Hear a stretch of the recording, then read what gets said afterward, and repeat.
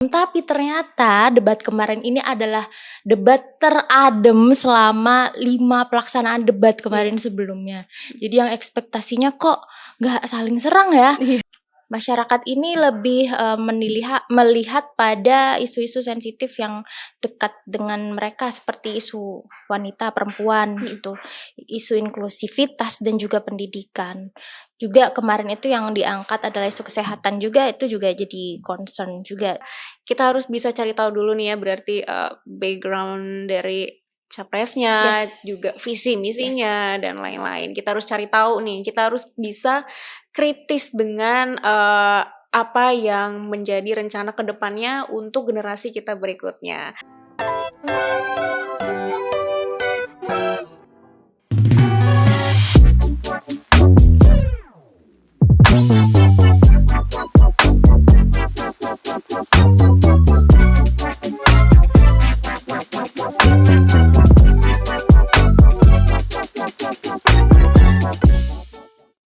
Halo Sobat Forum, kembali lagi di Forum Polwan, Pola Pikir Wanita bersama saya Puspita Chandra Dewi.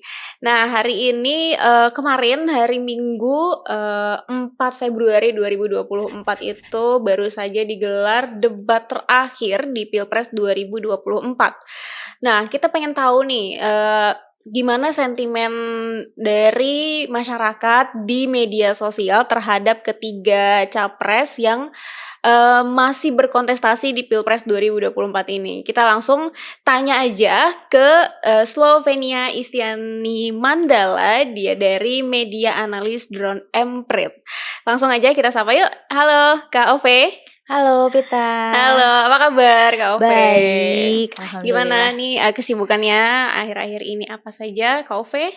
Wah, tentunya kita masih memantau ya, Mm-mm. memantau Pilpres ini, debat kemarin gimana, kampanyenya gimana, dan khususnya kita memantau ya di media sosial nih, Pita. Jadi perbincangan netizen nih gimana sih? Ternyata memang yang di lapangan dan di media sosial itu sama-sama ramenya dan sama-sama menariknya. Kenapa menarik? Karena di media sosial itu nggak cuman bicara soal substansi program visi misi capres atau background capresnya ya, tapi mereka itu juga kreatif nih, bikin meme yang lucu-lucu dan Betul. gimmick-gimmicknya juga itu ketangkep dan kemakan banget sama masyarakat Indonesia gitu. Oke, lalu kalau menurut Kak Ove sendiri bagaimana ngelihat debat kelima Pilpres yang baru aja minggu kemarin nih digelar? Ini gimana nih? Iya, saya rasa nih baik saya atau mungkin Pita sendiri juga lihat ya semalam ya. Iya. Dan netizen yang ada di media sosial itu berharap debat terakhir ini lebih panas. Jadi lebih serang-serangannya lebih dalam, tapi ternyata debat kemarin ini adalah debat teradem selama 5 pelaksanaan debat kemarin sebelumnya. Jadi yang ekspektasinya kok nggak saling serang ya. Iya. Kan ekspektasinya ini nanti si Anies jangan galak-galak deh nyerang ke Prabowo-nya gitu, atau jangan-jangan tag team lagi nih sama Ganjar untuk nyerang Prabowo. Tapi ternyata justru ekspektasi mereka beda banget nih dari pelaksanaan debat semalam. Jadi mereka ngelihatnya ini debat atau kerja kelompok sih. Ini debat atau sarasehan karena sama-sama saling sepakat. Jadi tidak sesuai dengan ekspektasi publik, tapi banyak juga disyukuri. Alhamdulillah, syukurnya nggak yang terlalu tajam seperti sebelum-sebelumnya. Mereka juga berpendapat bahwa mungkin ini debat terakhir, jadi jangan sampai ada blunder lagi, jangan sampai misalnya ada kata-kata yang memang nggak enak dan akhirnya mempengaruhi opini swing voters kita yang nanti jadi mikir 2 kali kok ternyata kayak gitu jawabannya. Jadi itu sih yang kami lihat. Tapi kalau menurut dari Kak Ove sendiri, apakah debat yang adem ini adalah salah satu kontrolnya itu dari Pak Prabowo sendiri gitu? Menurut Kak Ove sendiri gimana tuh ngelihatnya nih kalau dari mata masyarakat gitu? Iya, jadi sebenarnya benar dari Prabowo juga, tapi biasanya dari debat-debat sebelumnya ini kan ada yang dari awal openingnya sudah mulai ada serangan gitu ya. Tuh. Tapi dari kita lihat nih, karena kan biasanya 02 ini sering diversuskan dengan 01 01, ya iya. gitu. Jadi 03-nya ini kalau kata anak muda itu yang ngomporin gitu kan.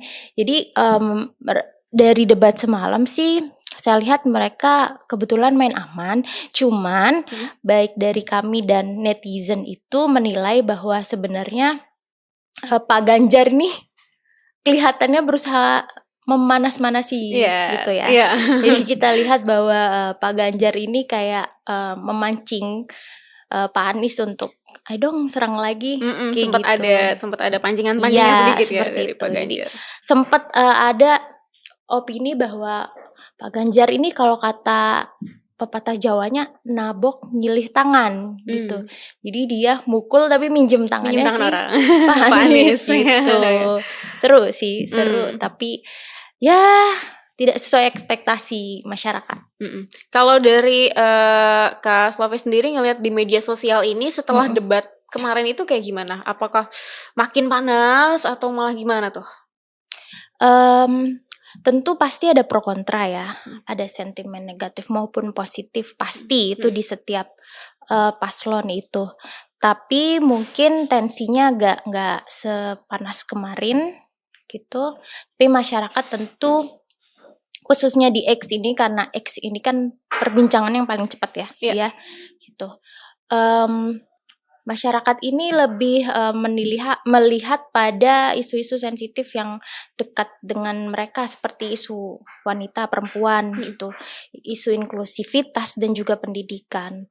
Juga kemarin itu yang diangkat adalah isu kesehatan juga, itu juga jadi concern juga. Dan tentu di debat terakhir ini kalau saya lihat ya, perempuan tuh juga mulai berpikir kritis karena melihat dari statement dan juga program yang dibawa oleh para capres ini juga menentukan gimana ke depannya gitu. Khususnya yang isu-isu perempuan itu tadi.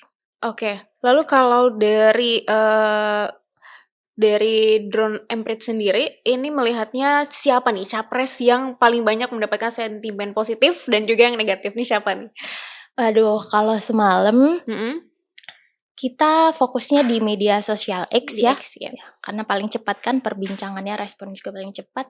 Itu untuk yang positif tentu 01 kita lihat expose sentimen positifnya paling tinggi, diikuti kemudian Pak Ganjar 03 itu, dan yang terakhir Pak Prabowo. Sedangkan untuk sentimen negatif itu yang paling besar itu ada di Pak Prabowo, kebetulan untuk di X. Kalau di X ya, oke. Yang paling banyak disebut, maksudnya kata-kata yang kata apa nih yang keluar dari Pak Prabowo yang bisa membuat sentimen negatif dia tuh besar gitu di media sosial X?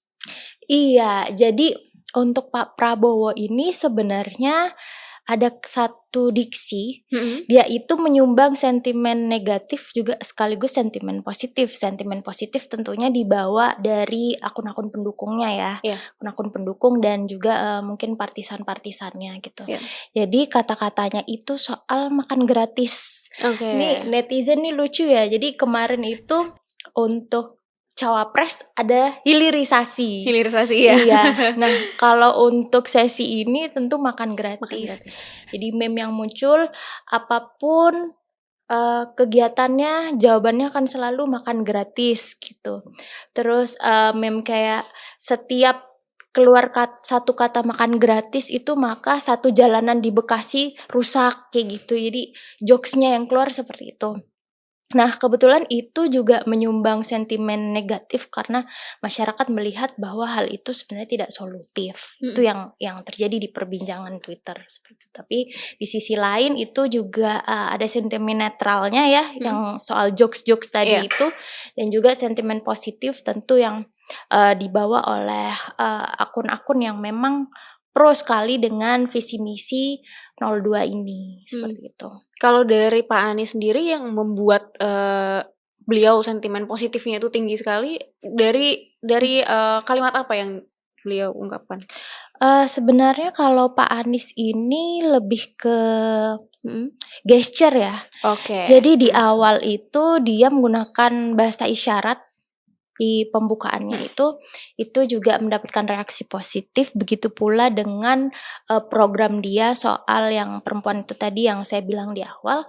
Kalau di program 01 ini beliau nantinya menjanjikan soal kalau tidak salah itu tempat ini ya, tempat Daycare penyediaan gitu ya? daycare, kemudian ada perlindungan untuk perempuan, bahkan beliau berani menindak soal adanya tindakan pelecehan seperti catcalling, seperti itu.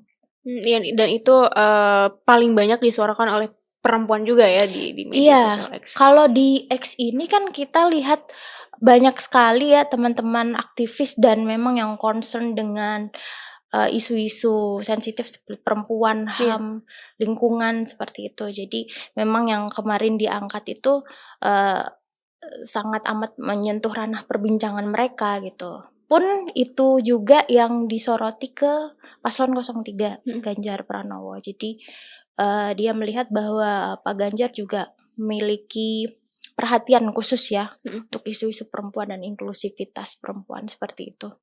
Oke. Lalu, apakah komentar-komentar nih terkait debat terakhir kemarin di sosial media, khususnya di X sendiri, itu berpengaruh besar nih dalam menentukan pilihan masyarakat gitu? Pertama kita lihat bahwa X ini bukan satu-satunya media sosial yang banyak digunakan oleh masyarakat Indonesia. Ketika kita amati memang X ini segmennya lebih ke yaitu tadi aktivis, kemudian teman-teman muda yang memang ingin mengkritisi satu kasus atau suatu isu dan masalah, dan juga influencer maupun tokoh-tokoh politik seperti itu. Tapi ketika kita tarik lagi Gen Z, kemudian kita lihat ibu-ibu rumah tangga dan banyak lain profesi lainnya, itu mereka juga mengonsumsi platform TikTok dan Instagram, juga Facebook itu sebenarnya juga masih banyak yang pakai ya. Kalau misalnya kita lihat lagi itu biasanya Facebook itu segmented, tapi dia tidak terlalu banyak merambah Gen Z ya? dan juga milenial gitu. Jadi kalau ditanya apakah kemudian berpengaruh, dia cukup berpengaruh, tapi porsinya itu tadi jadi segmented dan tidak secara keseluruhan masyarakat Indonesia mengonsumsi informasi dari X itu. Oke. Lalu kalau misalnya dilihat dari 3 capres ini, Pak Anies sendiri sudah sangat aktif menggunakan sosial medianya beliau nih, entah itu di Twitter-nya, di TikTok-nya, live di mana-mana gitu kan. Nah itu apakah bisa mendulang suara besar juga nih untuk beliau dari kalangan Gen Z terutama nih? Iya, kalau misalnya kita lihat kalangan Gen Z ini mereka juga, saya lihat sih Pak Anies cukup berhasil menarik perhatian satu kelompok ya. Kalau kita tahu K-pop, yes. iya, kelompok K-pop ini dengan akun-akun yang Anies Bubble, kemudian cara dia live di TikTok gitu. Jadi saya rasa mungkin yang tadinya memang generasi muda yang memang masih belum menentukan pilihan, kemudian melihat gimmick seperti ini, itu tentunya mereka cukup tertarik ke situ. Jadi saya rasa ini bisa menjadi salah satu lumbung suaranya Anies. Balik lagi, kadang kan informasi TikTok itu kan tergantung algoritma si pemiliknya ya. Gitu. Kemudian untuk Twitter tadi yang segmented, jadi mungkin ini bisa menjadi salah satu penyumbang suara buat si 01. Oke. Lalu kita juga nggak bisa memungkiri kalau di media sosial ini banyak beredar hoax nih ya kan. Gimana nih kalau dari Kak Ove sendiri melihat hoax nih yang banyak di media sosial dalam masa kampanye Pilpres ini, sosial media mana yang paling banyak menyumbang hoax-hoax itu nih? Iya, miris ya sebenarnya kalau misalnya kita sampai terpapar isu hoax. Karena kadang isu hoax itu sendiri juga diturunkan dari dalam keluarga. Kalau berdasarkan riset kami memang yang banyak terpapar sih kelompok-kelompok boomer seperti itu. Iya. Dari grup WhatsApp atau misalnya Facebook, dan benar kata Kominfo itu Facebook menjadi salah satu platform yang menyumbang konten hoax paling tinggi. Oke. Namun ketika kami lihat ya, pemantauan kami 2 bulan terakhir itu justru TikTok yang paling sering membuat dan mengunggah konten-konten yang kami anggap itu adalah konten hoax seperti itu. Kenapa kami bilang itu konten hoax? Karena memang setelah kami telusuri lagi beritanya, sumbernya itu tidak jelas. Kemudian TikTok ini kan jadi salah satu platform media sosial yang paling banyak diminati ya. Iya. Baik dari ibu rumah tangga, Gen Z, milenial gitu. Karena mereka tidak perlu membaca, dari visual dan video saja itu mereka bisa langsung mendapatkan hiburan dan mendapatkan informasi dari situ gitu. Jadi kalau kita bisa katakan agen penyebar hoaxnya ini akhirnya dia beralih ke TikTok yang konten-kontennya itu kadang sekedar menampilkan foto atau video kemudian disertai caption yang memang tidak sesuai dengan konten tersebut seperti itu. Jadi kami melihat Facebook masih menjadi salah satu platform penyumbang hoax, tapi seiring berjalannya waktu dan seiring banyaknya pengguna dari TikTok ini juga salah satu media yang perlu diwaspadai dalam penyebaran hoax itu sendiri. Oke, lalu bagaimana cara membedakan suatu kabar ini hoax atau bukan gitu, yang ada di media sosial sekarang yang banyak berseliweran? Iya, jadi kita lihat dulu pertama sumbernya kredibel atau tidak. Ini di-upload oleh media mana dulu, platformnya apa dulu gitu. Jadi kita kadang kan sekarang kan makin canggih ya teknologi. Kalau misalnya gambar pun kita bisa search di beberapa platform, itu kita taruh gambar di situ, kita lihat ini gambarnya sesuai dengan keterangannya atau tidak, captionnya atau tidak gitu. Dan juga sebenarnya hoax itu kan tersebarnya juga di kolom komentar ya, berdasarkan opini masyarakat. Misalnya berita tentang capres ini berkampanye dan biasanya itu narasinya dan diksinya itu terlalu berlebihan gitu. Jadi yang diksi yang bombastis, kemudian ada juga diksi yang kemudian memancing emosi masyarakat disertai background musik itu yang perlu kita waspadai gitu. Tapi balik lagi, kita sebagai misalnya orang yang saat itu terpapar informasi hoax ini, lebih baik kita tidak menyebarkan dulu atau tahan jari untuk tidak berkomentar macam-macam, karena semakin kita berikan komentar itu expose-nya, engagement-nya semakin tinggi dan potensi untuk meluasnya juga lebih besar seperti itu. Jadi pertama kredibel, sumbernya dari mana, lalu kemudian cek lagi fotonya, gambarnya atau videonya apakah sesuai, dan tentu kita rujukannya dari media-media online yang memang ada di tier 1 gitu. Yang media online kredibel gitu. Oke. Lalu paslon mana nih yang paling banyak terpapar hoax nih di sosial media? Kalau pengamatan kami di 2 bulan terakhir itu yang paling terpapar hoax itu adalah Ganjar Pranowo. Oke. Iya, ini untuk 2 bulan terakhir ya. 2 bulan untuk 2 terakhir, bulan terakhir ini. Nah, isu-isunya itu lebih ke sebenarnya ke dukungan.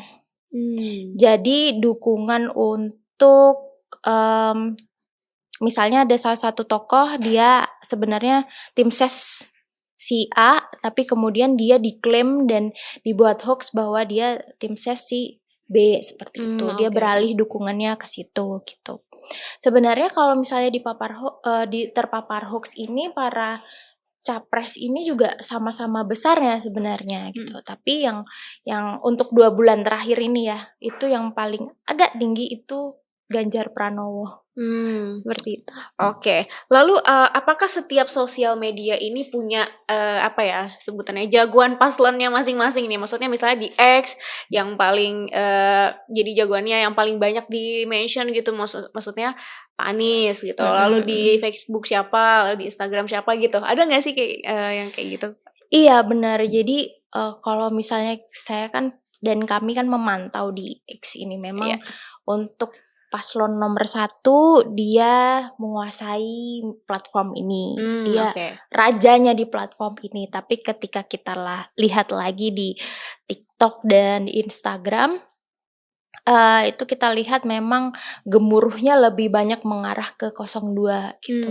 Jadi dari video-videonya itu yang masyarakat melihat, kampanyenya yang kreatif, yang seperti itu tuh di 02. Nah, untuk, Instagram sendiri dia so-so lah, karena Instagram ini kan dia balik lagi ya ke penggunanya. Kalau TikTok dan, eee, X itu kan ada timeline-nya. Iya. Sedangkan kalau Instagram ini, penggunanya itu cenderung mengonsumsi informasi dari akun yang dia follow Oh gitu. ya, ya. Jadi kalau di Instagram ini lebih ke akun-akun berita atau akun-akun informasi gitu, dan kalau Instagram ini sebenarnya rata ya, cuman memang paling banyak 02 dan 01 Kalau dari gitu. Facebook sendiri?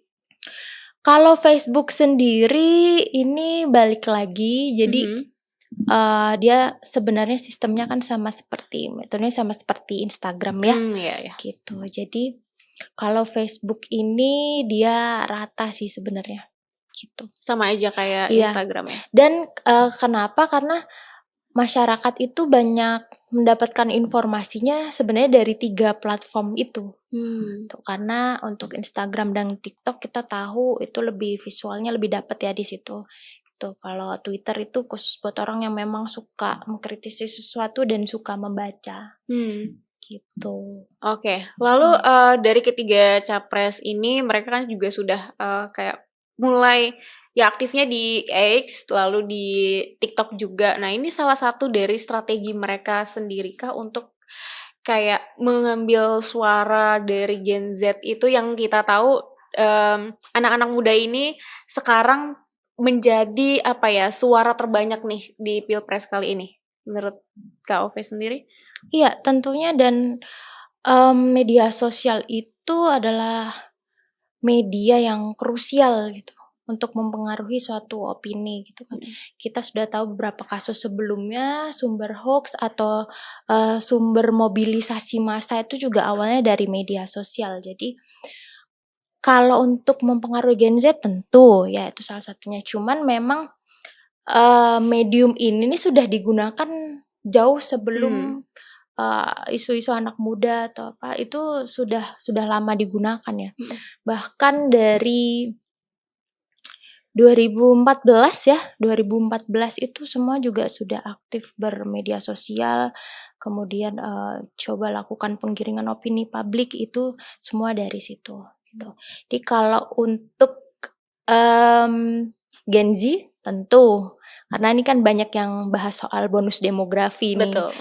dan Indonesia Emas dan lain-lain dan semuanya juga, informasi itu di tangan kita aja gitu. Tidak perlu ikut yang, kampanye apa-apa, bahkan itu lebih murah sih biayanya. Kecuali Iya. memang kalau harus meng-hire influencer ya, Iya, itu betul. cost-nya tentu lebih besar Lebih lagi, besar. seperti itu. Oke. Lalu, bagaimana sekarang tanggapan dari Kak Ove soal kebebasan berpendapat nih di media sosial? Nah, ini ya bisa menyangkut dari, para paslon di Pilpres 2024 ini sendiri. Iya, memang isu kebebasan berpendapat ini akhir-akhir ini lebih sensitif ya, karena, ya ada undang-undang ITE itu yang memang kita harus lebih hati-hati, bahkan, bisa menciptakan blunder seperti itu. Tapi seharusnya, Indonesia sebagai negara yang demokratis ini tentu, melakukan pembiaran seperti itu. Jadi ketika mereka mengeluarkan pendapat itu kan itu satu sistem masuk dalam sistem demokrasi kita ya gitu. Dan tentu justru suara-suara yang ada di media sosial ini jadi pertimbangan dong buat decision maker di negara kita atau pemangku kebijakan. Dan sebaiknya tetap di jalan yang selaras dengan Indonesia seperti itu, tapi juga mereka memperhatikan bahwa ada norma dan etika yang berlaku di Indonesia, di masyarakat kita seperti itu. Dan kebebasan berpendapat ini kan tidak hanya dalam bentuk tulisan saja, itu juga bisa lewat karya seperti itu. Jadi kami melihat memang ada sedikit penurunan. Itu bahkan masyarakat juga sempat meneriakan bahwa ada pembatasan dan ini adalah new orba seperti itu karena mereka merasa ketika mereka berpendapat itu mereka bisa berpotensi dijerat hukum seperti itu. Tapi harapannya nanti ke depan semoga ada reformasi lagi ya. Jadi undang-undang yang dilihat sebagai undang-undang dengan sistem karet ini bisa dipertegas seperti itu. Supaya kebebasan berpendapat sendiri bisa semakin bisa dilakukan lah ya untuk berlangsungnya proses demokrasi di Indonesia sendiri. Nah, kalau menurut dari Kak Ove sendiri kondisi demokrasi kita saat ini nih bagaimana menjelang pemilu yang tinggal menghitung hari lagi? Iya, kalau kondisi demokrasi saat ini kita berkaca ya dengan banyaknya tuntutan dan juga ada kemarin baru saja Civitas Akademika juga menyuarakan hal-hal yang mereka anggap bahwa apa yang terjadi saat ini cukup mencederai demokrasi seperti itu. Sedih juga sih melihatnya bahwa bahkan orang-orang yang memang memiliki ilmu bisa sampai turun gunung dan bersuara seperti itu.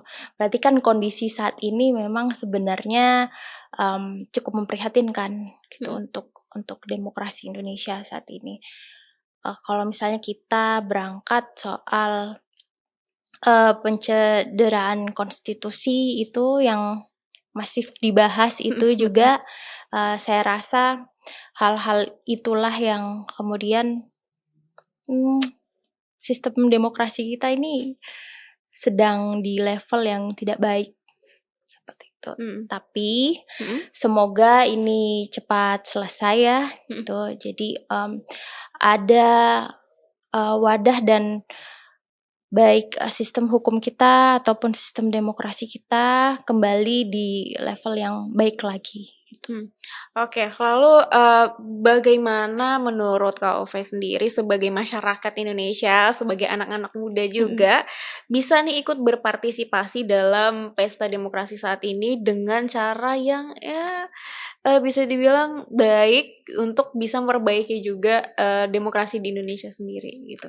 Iya, tentunya teman-teman di sini nggak usah takut untuk bersuara gitu. Selama hal itu baik juga dan juga kita menebarkan hal-hal positif yang tadi kita bicara soal hoax, gimana caranya kita sebagai generasi muda nih yang memang lebih dekat dengan sosial media atau platform digital itu bisa mengedukasi lingkungan sekitar kita bahwa ini ada informasi yang tidak benar dan seharusnya tidak diikuti atau misalnya didengarkan seperti itu gitu di lingkup yang kecil-kecil saja. Kemudian ajak teman-teman atau orang terdekat kita untuk mengetahui bagaimana sih sistem dan proses pemilu ini yang sekarang kan memang lagi rame nih penetapan lagi rame background capresnya seperti itu.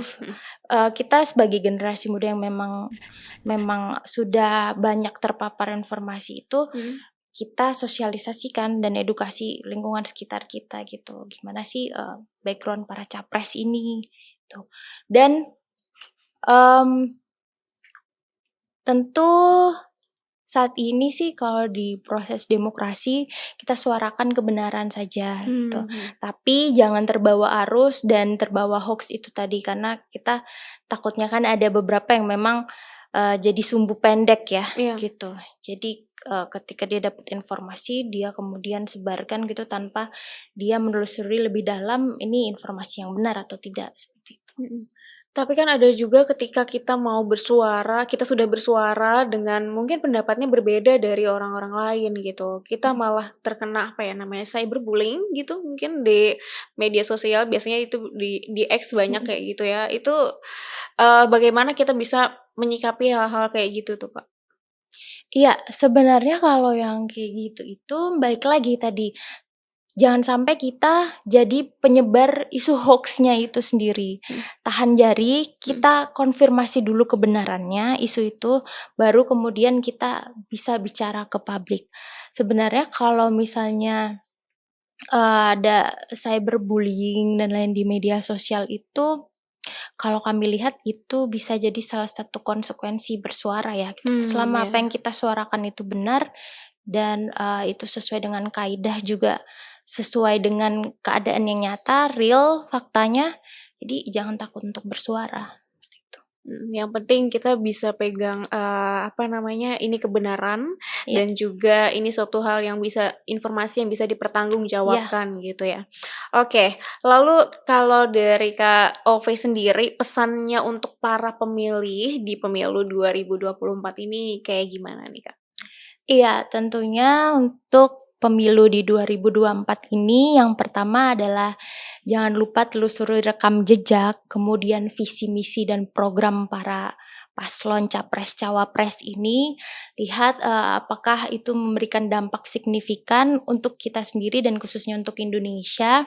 Kemudian itu waspadai soal informasi hoax itu tadi, karena itu dampaknya tidak hanya sehari 2 hari tapi ke depannya ketika kita sudah mempercayai isu hoax itu, kemudian para pemangku dan pembuat kebijakan ini akan percaya juga bahwa masyarakat Indonesia ini kasarnya mudah dibodohi seperti itu, dan itu berpengaruh untuk kebijakan selanjutnya.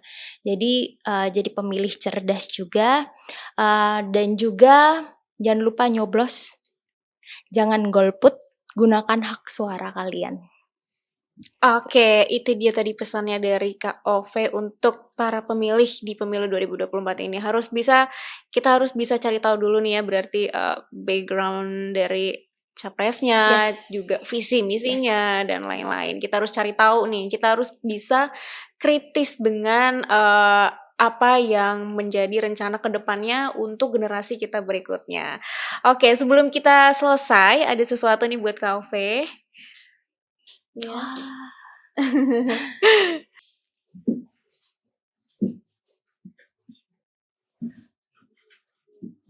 sesuatu buat Kak Ove.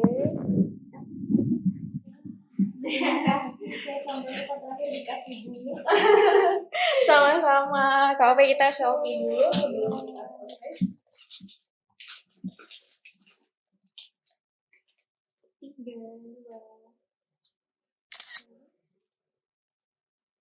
Oke, terima kasih ya Kak Ove. Boleh duduk dulu, kita closing dulu ya.